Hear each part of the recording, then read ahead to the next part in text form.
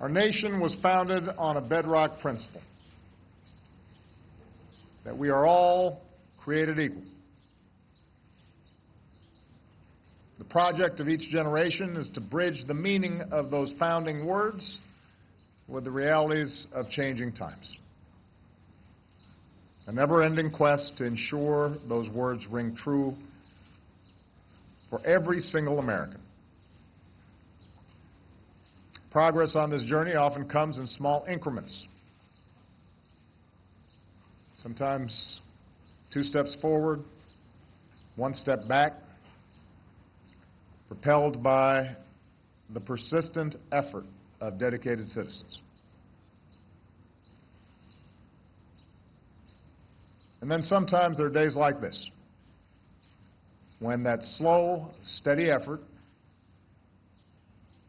is rewarded with justice that arrives like a thunderbolt. This morning, the Supreme Court recognized that the Constitution guarantees marriage equality. In doing so, they've reaffirmed that all Americans are entitled to the equal protection of the law, that all people should be treated equally, regardless of who they are or who they love. This decision will end the patchwork system we currently have. It will end the uncertainty hundreds of thousands of same-sex couples face from not knowing whether their marriage, legitimate in the eyes of one state, will remain if they decide to move or even visit another. This ruling will strengthen all of our communities by offering to all loving same-sex couples the dignity of marriage across this great land. In my second inaugural address, I said that if we are truly created equal, then surely the love we commit to one another must be equal as well.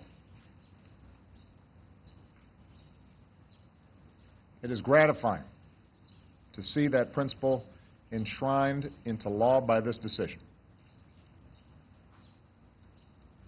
This ruling is a victory for Jim Obergefell and the other plaintiffs in the case. It's a victory for gay and lesbian couples who have fought so long for their basic civil rights. It's a victory for their children, whose families will now be recognized as equal to any other. It's a victory for the allies and friends and supporters who spent years, even decades, working and praying for change to come.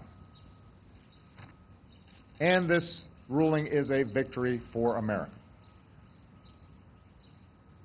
This decision affirms what millions of Americans already believe in their hearts. When all Americans are treated as equal, we are all more free. My administration has been guided by that idea. It's why we stopped defending the so-called Defense of Marriage Act, and why we were pleased when the court finally struck down a central provision of that discriminatory law. It's why we ended Don't Ask, Don't Tell. From extending full marital benefits to federal employees and their spouses to expanding hospital visitation rights for LGBT patients and their loved ones, we've made real progress in advancing equality for LGBT Americans in ways that were unimaginable not too long ago. I know change for many of our LGBT brothers and sisters must have seemed so slow for so long. But compared to so many other issues, America's shift has been so quick. I know that Americans of goodwill continue to hold a wide range of views on this issue. Opposition in some cases has been based on sincere and deeply held beliefs. All of us who welcome today's news should be mindful of that fact. Recognize different viewpoints. Revere our deep commitment to religious freedom. But today should also give us hope that on the many issues with which we grapple, often painfully, real change is possible. Shifts in hearts and minds is possible. And those who have come so far on their journey to equality have a responsibility to reach back and help others join them. Because for all our differences, we are one people, stronger together than we could ever be alone. That's always been our story.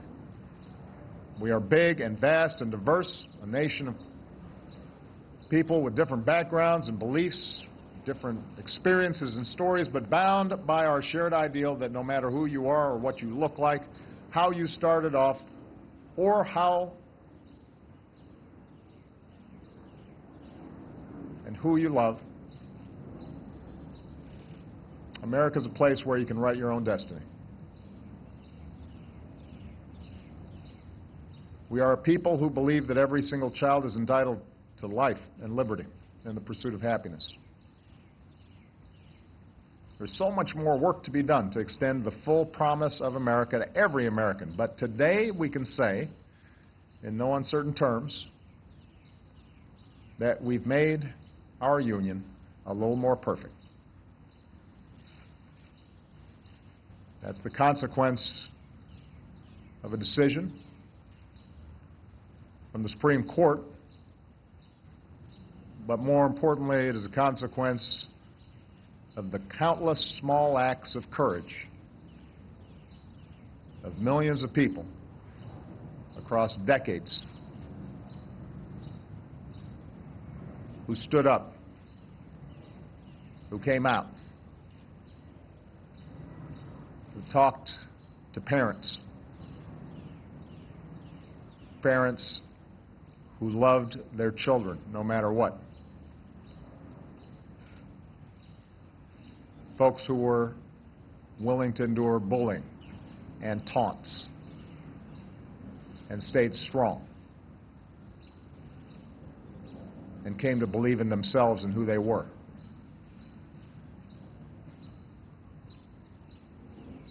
And slowly made an entire country realize that love is love.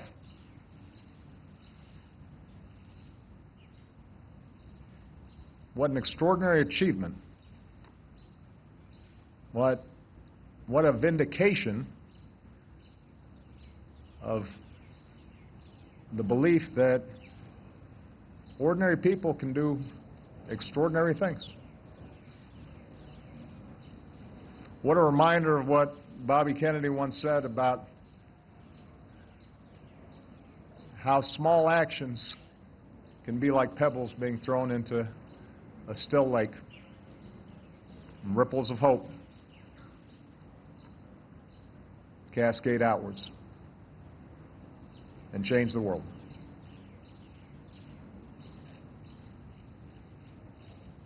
Those countless, often anonymous heroes, they deserve our thanks.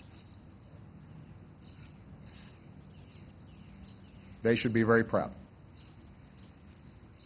America should be very proud. Thank you.